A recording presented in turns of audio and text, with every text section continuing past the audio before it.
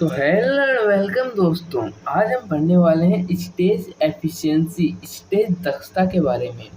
तो stage efficiency क्या होती है, हम डायग्राम की मदद से समझते हैं। तो ब्लेड एफिशिएंसी क्या होती है दोस्तों, इस डायग्राम में देखिए, ये एक वेलोसिटी ट्रायंगल है डी लेवल टरबाइन का। तो यहाँ पर ये ब्लेड है और ये V1 वेग से भाप की जेट आ रही है, यानी भाप की बौछार आ रही है।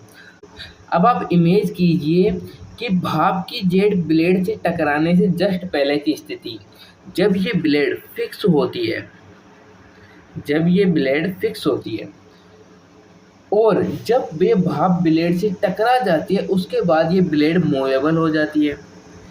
अब स्टेज एफिशिएंसी क्या होती है कि ब्लेड की फिक्स स्थिति से मूवेबल स्थिति तक जाने के बीच में एक स्थिति होती है जब ब्लेड फिक्स से मूवेबल में परिवर्तित हो रही होती है। उस स्टेज की एफिशिएंसी को ही हम कहते हैं स्टेज एफिशिएंसी, स्टेज दक्षता। तो स्टेज दक्षता का फॉर्मूला हम किस प्रकार से निकालेंगे, यहाँ पर देखिए, स्टेज दक्षता को नीटा स्टेज से प्रदर्शित करते हैं, इक्वल टू नीटा स्टेज यानी कि स्टेज दक्षता इज इक्वल टू ब्लेड पर प्रति केजी भाप द्वारा किया गया कार्य अपॉन प्रति केजी भाप द्वारा सप्लाई कुल ऊष्मा।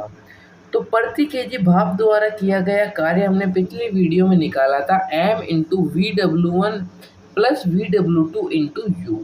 प्रति केजी है इसलिए हम अपॉन में केजी लगा देते हैं। यहाँ पर प्रति केजी भाप द्वारा सप्लाई कुल ऊष्मा, ये हम किस प्रकार से निकालेंगे, भाप की प्रारंभिक ऊष्मा, भाप की प्रारंभिक ऊष्मा माइनस भाप की अंतिम ऊष्मा, यही होगी भाप द्वारा सप्लाई कुल ऊष्मा।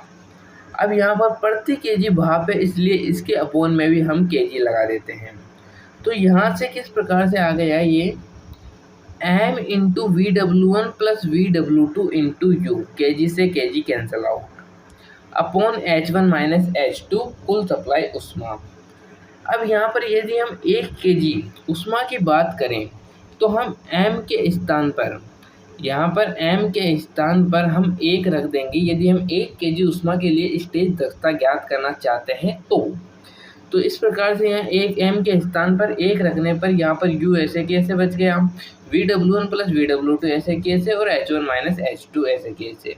तो यहाँ पर से स्टेज दक्षता किस प्रकार से निकल कर आई, स्टेज दक्षता is equal to u into VW1 plus VW2 upon H1 minus H2, ये हो गई स्टेज दक्षता।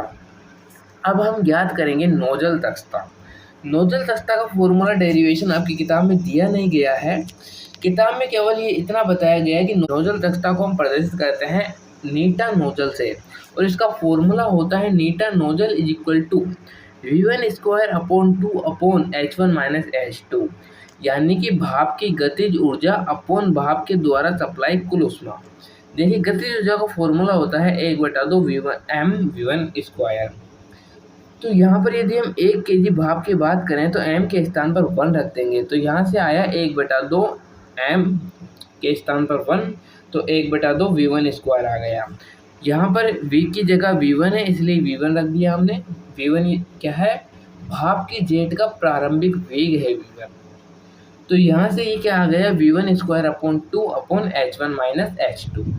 अब यहाँ पर हमें एक इक्वेशन को प्रूव करना होता है। इक्वेशन क्या है कि स्टेज दक्षता इक्वल होती है ब्लेड दक्षता और नोजल दक्षता के गुणनफल के। तो इसको प्रूव करते हैं। हम सबसे पहले लिख लेते हैं ब्लेड दक्षता इंटू नोजल दक्षता। ब्लेड दक्षता का फॉर्मूला हमने पिछली वीडियो में निकाला था 2u into VW1 plus VW2 upon V1 square, into nozzle दक्षता का फॉर्मूला हमने अभी निकाला था V1 square upon 2 upon H1 minus H2। तो यहाँ से यहाँ पर अपॉन में 2 है, यहाँ पर ऊपर 2 है, तो 2 से 2 कैंसिल आउट हो जाएगा, और यहाँ पर ऊपर V1 स्क्वायर है, अपॉन में V1 स्क्वायर है, तो V1 स्क्वायर से V1 स्क्वायर कैंसिल आउट हो जाएगा। यहाँ से क्या बचा, u ऐसे कैसे, VW1 प्लस VW2 ऐसे कैसे, और H1 माइनस H2। तो यहाँ से स्टेज दक्षता निकल कर क्या आई, U into VW1 plus VW2 upon H1 minus H2। तो ये थी हमारी इक्वेशन जो कि हमने प्रूफ कर ली है।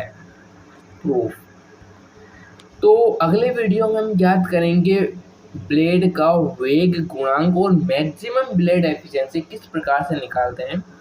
तो अगले वीडियो में जल्द मिलते हैं, जब तक के लिए जय हिंद, धन्यवाद।